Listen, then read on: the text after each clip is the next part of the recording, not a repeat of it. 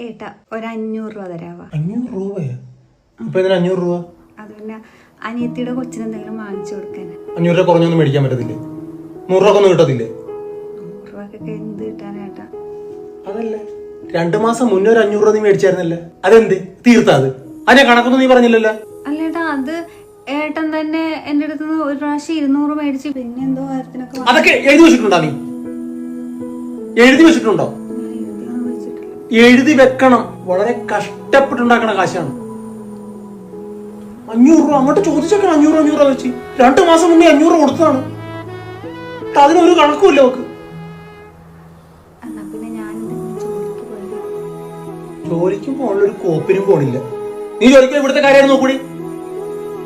അമ്മ ഒറ്റക്കല്ലേ ചെയ്തോട്ടെ എന്നാ നടക്കല്ല കേട്ടാ. ചുമ്മാതെ അല്ല നിന്നെ കെട്ടിക്കൊണ്ട് വന്നിരിക്കണത്. ഇവിടുത്തെ പണി മൊത്തം ചെയ്യാൻ കെട്ടിക്കൊണ്ട് വന്നിരിക്കണത്. അവിടെ വേറെ പണിക്ക് പോക്കോട്ടെ എന്നാ. ആവശ്യമില്ല. നിനക്ക് എന്താ ഇവിടെ കുറവുള്ളത്? വസ്ത്രത്തിന് വസ്ത്രം, ഭക്ഷണത്തിന് ഭക്ഷണം എല്ലാം ഞാൻ തരുന്നില്ലേ? അതൊക്കെ പോരെ നിനക്ക്? പിന്നെ എന്തിനാണ് ഇനി ഒരു ജോലി?